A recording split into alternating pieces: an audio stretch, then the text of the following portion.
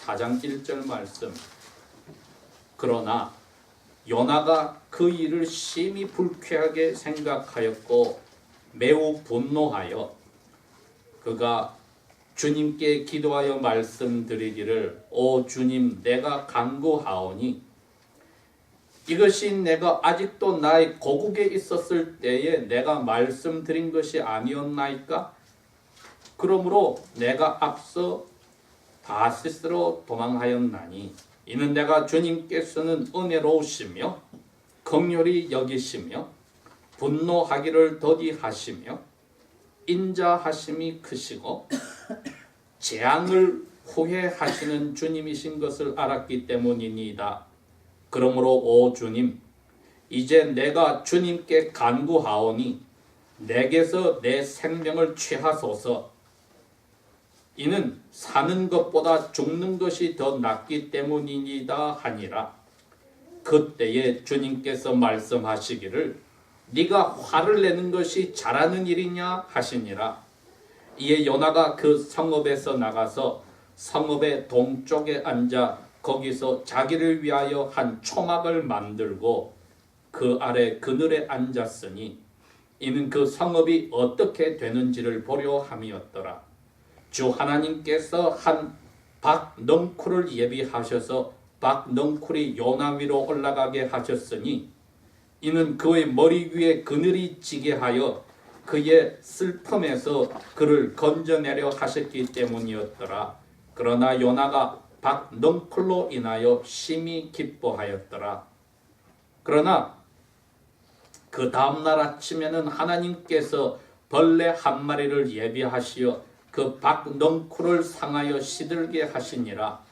해가 떠오르자 하나님께서 심히 뜨거운 동풍을 예비하셨으며 해가 요나의 머리 위를 내리쬐니 그가 기진하여 스스로 죽기를 바라며 말하기를 사는 것보다 죽는 것이 내게 더 낫겠나이다 하니 하나님께서 요나에게 말씀하시기를 네가 그 박넝쿨로 인하여 화를 내는 것이 잘하는 일이냐 하시니 그가 말씀드리기를 내가 화를 내어 죽기까지 할지라도 잘하는 일이니이다 하니 그때 주님께서 말씀하시기를 네가 수고도 아니하였고 잘하게 하지도 아니하였으며 하룻밤에 나와서 하룻밤에 죽은 그 박넝쿨을 네가 불쌍히 여겼거늘 자기들의 오른손과 왼손도 구별하지 못하는 12만 명 이상 되는 사람들과 또한 많은 가축이 있는 저 큰 성읍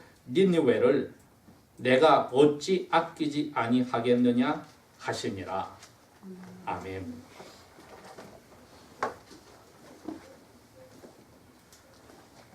요나 선지자에 대한 이야기는 이 요나 이 선지서 1장에서 4장에 있는 내용 말고는 다른 구약 성경에서 거의 찾기가 힘듭니다. 다행히 성령께서 우리를 위해서 열왕기 하에다가 요나 선지에 대해서 잠깐 설명을 해준 부분이 있습니다. 14장 23절에서 29절에 가면은 북쪽 이스라엘 왕국의 유명한 선지자가 요나였던 것을 저희들이 압니다. 북쪽 이스라엘 왕국이 남쪽 유다의 백성들이 내려가서 예루살렘의 성전에서 예배하지 못하게 하려고 초대 왕부터 댄과 벳들에 신당을 만들어 놓고 황금 송아지를 만들어서 이름을 야훼라고 부르며 백성들에게 거기 가서 절을 하게 했습니다. 그리고 더욱더 그 왕들이 다른 나라의 신들을 가져와서 백성들에게 섬기게 하니 북쪽 이스라엘 전체가 야훼께 큰 화를 받아도 마땅한 나라가 되었습니다. 이제 요나 시대의 북쪽 왕이 이스라엘의 24개 왕 중에 가장 유명한 여로보암 2세였습니다. 이 왕이 그 전의 왕들과 똑같이 그리고 바로 그 전에 왕들이 섬겼던 바알과 아세라 신들을 더 열심히 섬겼는데 어쩐 일인지 몰라도 야훼께서 요나를 통해서 왕궁에 가서 여로보암 2세에게 이렇게 예언을 하라고 했습니다. 북쪽 나라들을 치러 가서 옛날에 왕들이 잃어버렸던 모든 영토를 다 회복하고 또 더 침범하여 하마트와 다메섹까지 수리아의 나라의 것을 빼앗아 오십시오. 야훼께서 승리를 주실 것입니다. 꼭 예언을 하게 했습니다.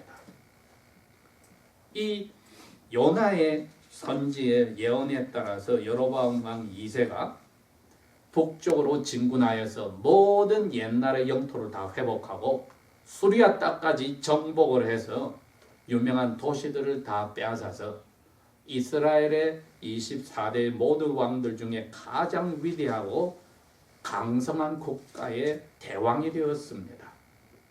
그러니 당연히 요나는 얼마나 유명하고 대접을 받는 왕궁에서도 큰 소리치는 선지자였을까 짐작이 가겠지요. 그런데 이게 바로 야훼께서 나중에 이 나라를 멸망시키기 채 50년이 되기 전의 사건입니다. 어느 날 갑자기 야훼께서 요나에게 명령을 했습니다. 저 큰 성 니느웨로 가서 회개하라고 내 이름으로 외쳐라. 여러분, 우리가 이 배경을 먼저 이해를 해야 요나의 이 어린애와 같이 유치한 행동들이 이해가 됩니다. 첫째, 남쪽에 강대국은 애굽이 있습니다. 북쪽에 제일 큰 강대국가 아수르가 있는데 아수르의 수도가 바로 니느웨입니다. 니느웨가 오늘날에 이락의 북쪽에 있는 모술 지방 바로 옆에 있습니다. 그리고 이락 사람들의 그리고 모슬렘 교도들의 전설에 의하면 모술 옆에 요나의 무덤이 있다고 하는데 작년에 ISIS가 모술을 빼앗아서 7월 달에 그 요나의 무덤을 완전히 폐허를 시켜버렸습니다. 바로 그곳으로 가서 회개하라고 외쳐라고 했을 때에 요나가 야훼의 말씀을 듣고 그것을 싫어하여서 명령을 따라 그 북쪽으로 니느웨로 간 것이 아니라 멀리 배를 타고 도망을 가려고 하였습니다. 왜냐?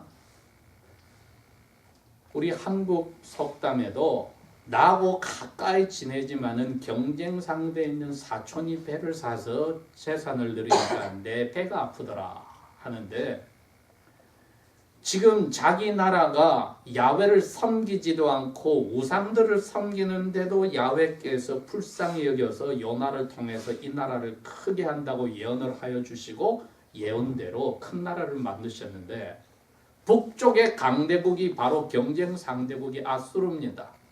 거기 가서 회개하라고 외친다면은 요나는 분명히 하나는 알고 있습니다. 뭐냐?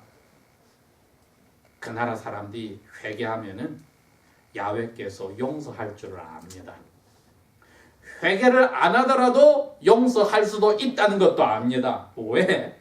자기 나라 현재가 그렇지 않습니까? 왕들부터 모든 백성들이 부자는 더 부자가 되고 가난한 사람은 더욱 힘들어져서 제사장이고 선지자고 다 악한 왕들 편이 되어서 야훼께서 벌을 내려도 마땅한데도 벌을 내리지 않고 잘 되고 있는 것을 볼 때에 니느웨 아수르의 수도에 가서 회개하라고 말했을 때 회개한다면 얼마나 그 사람들이 더 큰 복을 받을 것이며 회개하지 않는다 하더라도 자기 나라를 불쌍히 보고 잘되게 하신다면 니느웨 통한 아수르를 더 잘되게 할 수도 있다 하는 이 불안을 요나는 떨칠 수가 없었던 겁니다. 더군다나 이 나라에서 왕궁에서 큰 소리치는 전국에서도 예언이 잘 맞는다고 참 훌륭한 선지자라고 대접을 받는데 왜 거기로 가냐 이겁니다. 민족을 배반하는 선지자가 되고 싶지 않은 겁니다. 어쩌면은 우리 대한민국이 옛날부터 일본 밑에 고생하더니 지금도 세계 무대에서 일본과 경쟁을 하는데 한국에 수많은 그리스도인들이 있고 목사님들이 있고 또 청와대에 가서도 큰 소리 치는 목사님이 있는데 갑자기 야훼께서 나타나서 너 일본에 가서 천황부터 모든 사람들에게 회개하라고 설교해라 했을 때 이 목사님이 똑똑한 사람이라면 요나처럼 알 겁니다. 야, 우리나라는 이렇게 속속들이 교회도 다 썩었는데도 하나님이 이렇게 복을 주신다면은 일본이 만약에 회개를 한다면 얼마나 그게 잘 될까? 절대로 내가 거기 가서는 안 되지. 지금도 일본이 우리보다 잘 사는데 회개 안 하고 있더라도 하나님이 계속 그 나라를 불쌍히 보아서 우리 한국을 눌러버리는 계속 큰 나라로 있어. 그것도 싫지. 그럼 난 도망가야 되겠다. 그럴 수 있겠죠. 그래서 그 당시에 니누웨로 가겠다고 육로로 올라가면 550마일 거리입니다. 이스라엘 사람들이 알고 있는 세상의 끝은 그 당시에 스페인입니다. 왜? 그게 지중해 끝입니다. 북아프리카 스페인이 끝부분을 지나가면은 알려지지 않은 세계입니다. 오늘날의 대서양이 되겠죠. 그 스페인의 맨 끝에 빠져나가는 항구가 다시스인데 요나가 생각하기에는 이 세상의 끝으로 도망가겠다고 한 것이 바로 요빠 항구로 내려가서 다시스로 가는 배를 탔다. 거리가 2,500마일입니다. 그러니 자기는 이 세상 끝까지 도망가겠다는 거죠. 자기 나라가 잘 되고 상대방 한국으로 치면 일본이 잘 되는 거 못 보겠으니까 도망가겠다는 겁니다. 도망가는 이유의 제일 중심에는 이게 있습니다. 야훼는 오늘 4장에 지금 이야기를 하셨는데 자기 입으로 이렇게 이야기를 합니다. 4장 2절을 볼까요? 중간에 이렇게 이야기합니다. 주님께서는 은혜로우시고 첫 번째입니다. 두 번째로 야훼께서는 자비로우시고 은혜는 무조건적으로 사랑하시는 겁니다. 자비는 죄를 용서해 주는 사랑입니다. 세 번째로는 화내기를 천천히 하시고 네 번째로는 사랑이 넘쳐나시고 다섯 번째로는 사람들에게 벌 내리기를 아주 싫어하시고 조심하시는 분이다. 이 다섯 가지 야훼의 특성을 정확하게 요나는 고백을 합니다. 왜 자기 나라에서 지금 이렇게 야훼의 이 특성에 따라 은혜를 받고 사는 걸 아니까요. 그래서 야훼가 이렇게 훌륭하신 하나님이기 때문에 자기는 도망을 간 겁니다. 제가 제목을 그래 붙였습니다. 왜 요나는 불평 대신에 야훼께 감사를 해야만 됐는가? 여기입니다. 이 야훼의 특성을 오늘날 우리 아버지들이 반항하는 아들들을 가지고 있다고 할 때, 사춘기의 아들들을 가지고 있다 할 때에, 사춘기의 딸들을 가지고 있다 할 때에 이 부모들에게 받고 싶은 존경 야훼께서 다 가지고 있는 겁니다.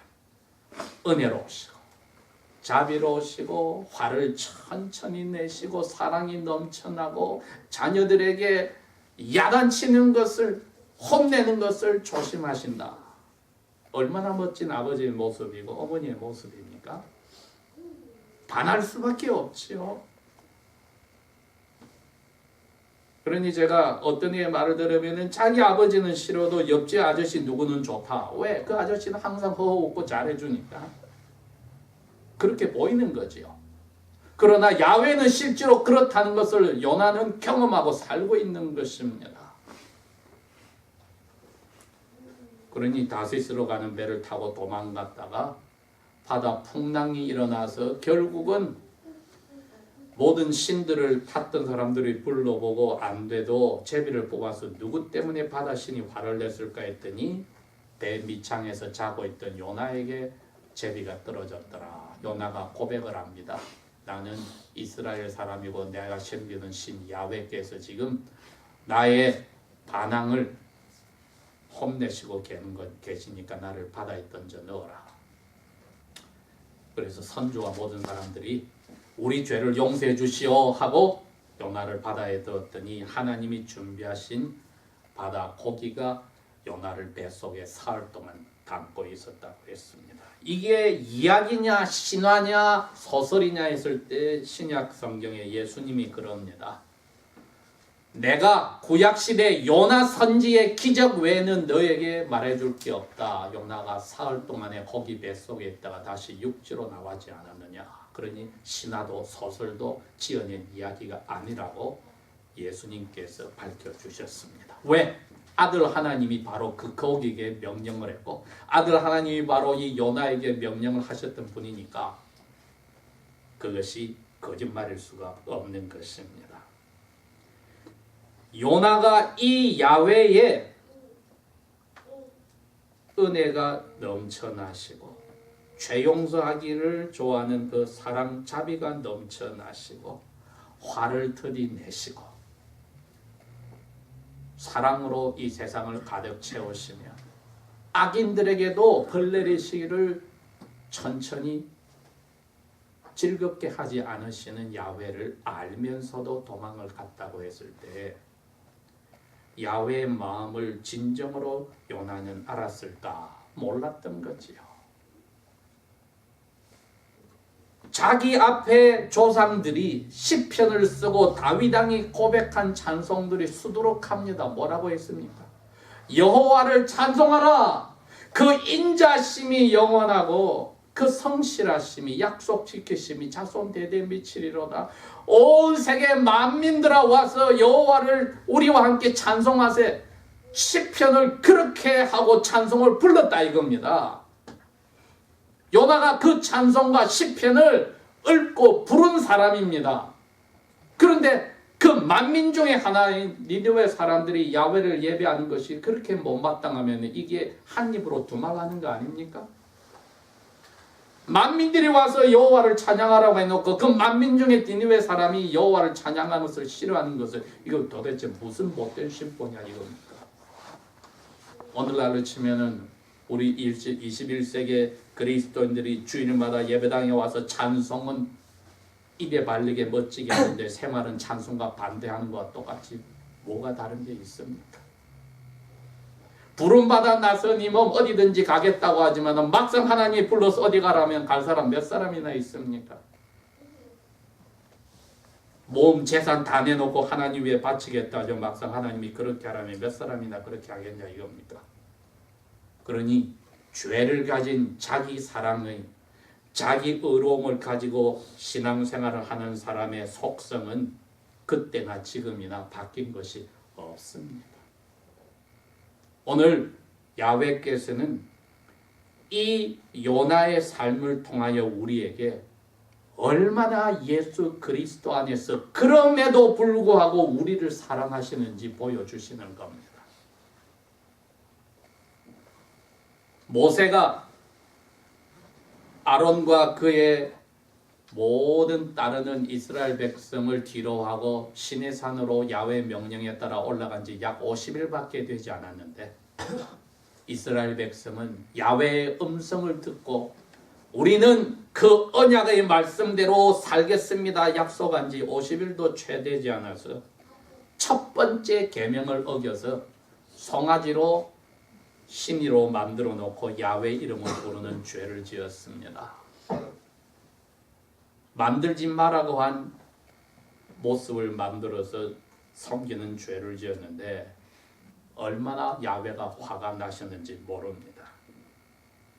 모세가 엎드려서 금식하여 기도를 했더니 모세의 기도를 들어서 용서해 주겠다고 했습니다. 모세가 그러면 야훼의 영광을 약속한 것을 보증하기 위해서 보여주십시오 했더니 야훼께서 모세에게 나타나서 영광을 보이시는데 이렇게 출애굽기 34장은 이야기합니다. 7절에 나는 여호와다 여호와다. 이게 야훼의 영광입니다. 자신의 이름을 선포하는 게 야훼의 영광입니다. 그 영광이 구체적으로 이렇게 나타납니다. 나는 자비롭고 은혜롭고 화내기를 더디하고 인자와 진실이 많은 하나님이다.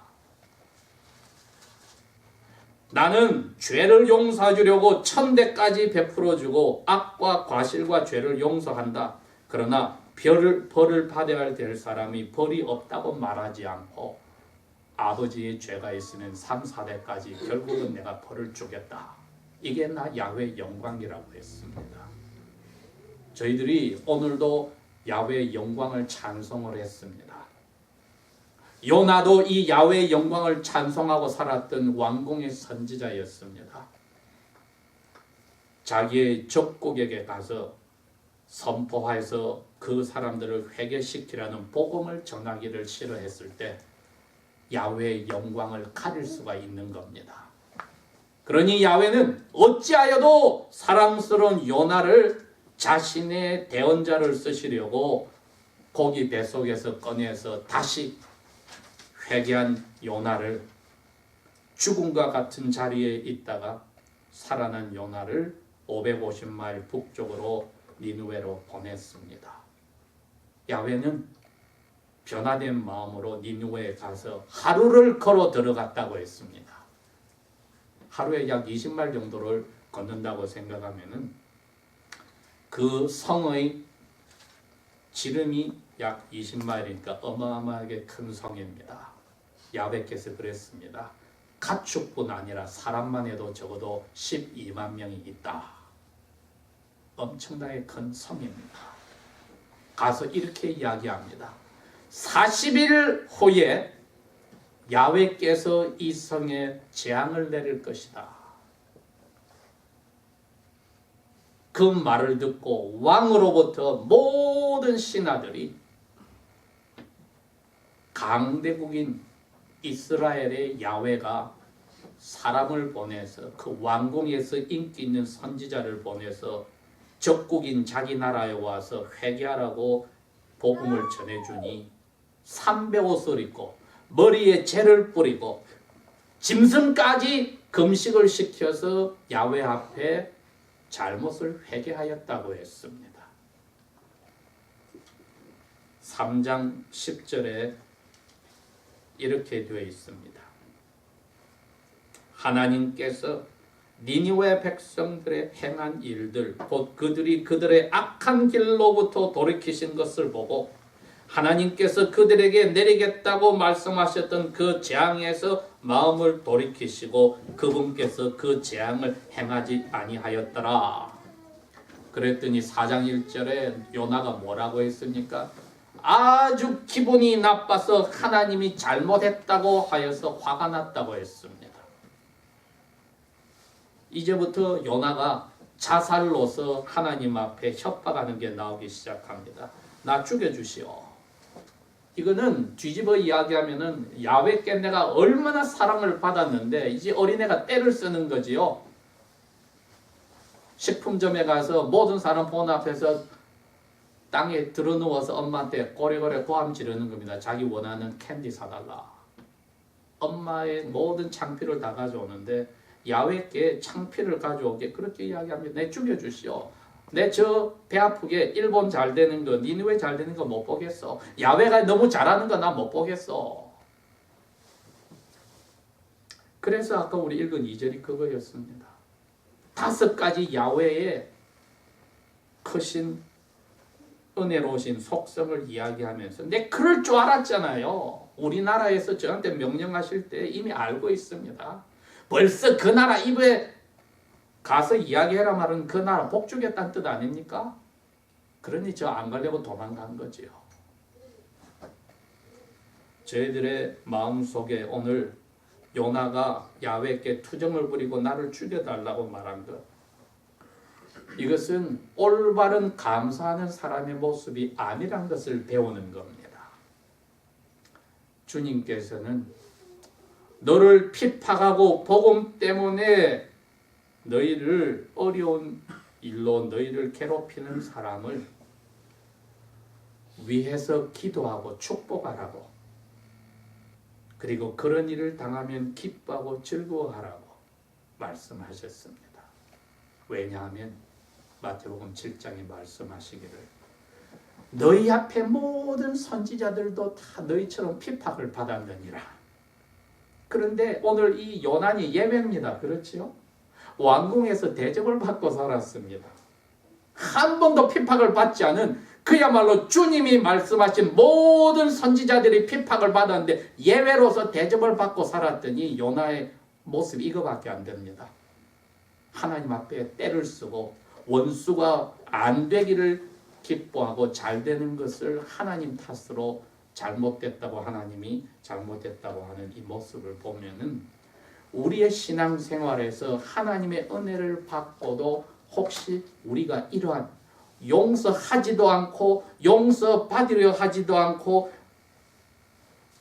사람들이 하나님 앞에 은혜 받는 것을 시기 질투하고 내가 싫어하는, 아직도 일본을 용서하지 못하고 이빨을 가는 그리스도인들이 있는 것은 아닌지 모르지요. 요나와 똑같이 된 겁니다. 하나님이 요나에게 가르쳐야 되겠습니다. 근데 요나는 하나님께 그렇게 불평했으니까 하나님이 자기 기도 들을 줄지 알았더지요. 그래서 산 밖으로 나가서 오두막 하나 지어놓고 기다립니다. 자, 하나님이 내 불평을 들어서 이제 저 나라를 망하게 할 거야.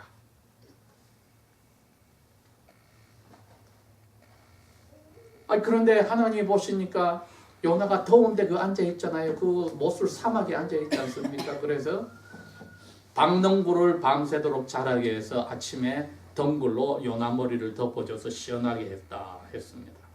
요나가 그것 때문에 너무나 기뻤다고 했습니다. 자기가 시원하게 돼서.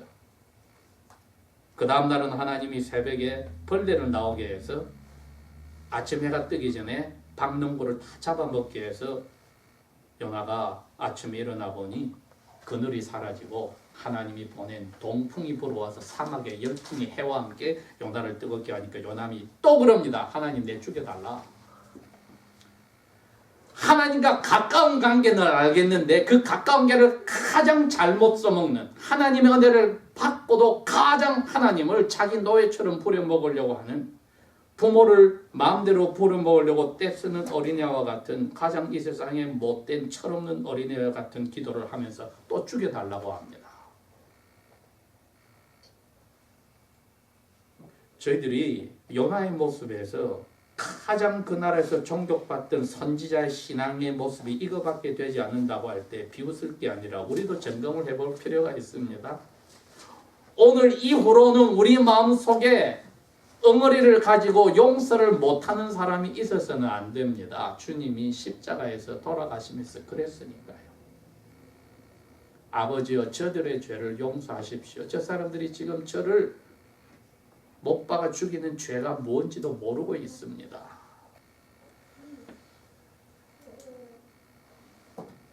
야훼께서 그럽니다. 내가 박덩굴을 만들어서 키웠지 너가 키웠냐? 내가 줬다가 빼앗아갔어. 욥의 고백을 기억 못해? 7 아들과 세 아들을 주셨지만, 세 딸을 주셨지만은 그 애들을 다 죽였을 때 욥이 뭐라고 그랬어?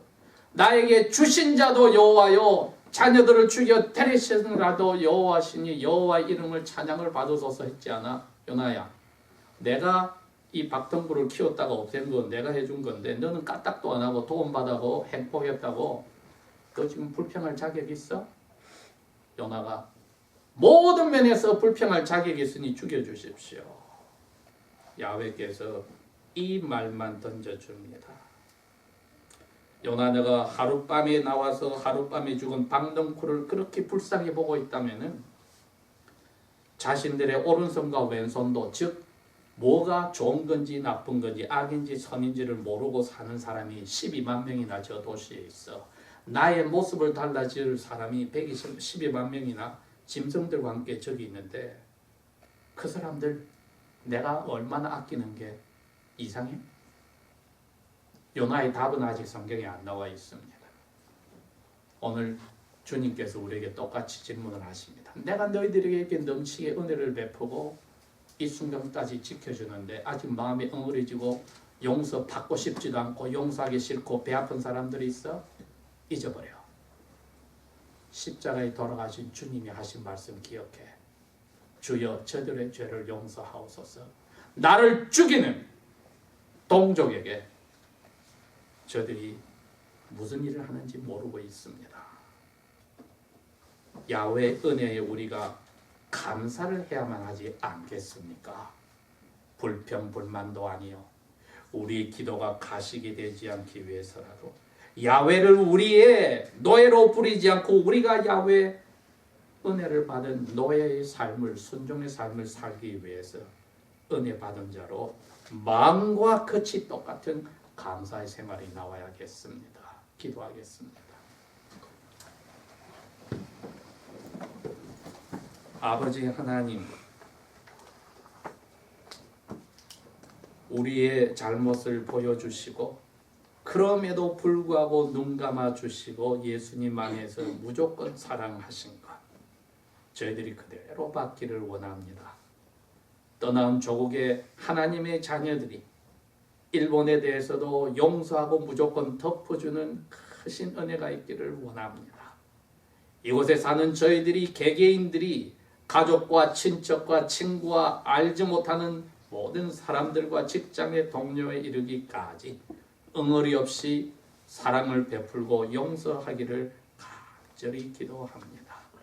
우리의 겉과 속이 같은 감사의 삶이, 아버지를 기쁘게 하는 삶이 주님 만날 때까지 커지게 하여 주소서.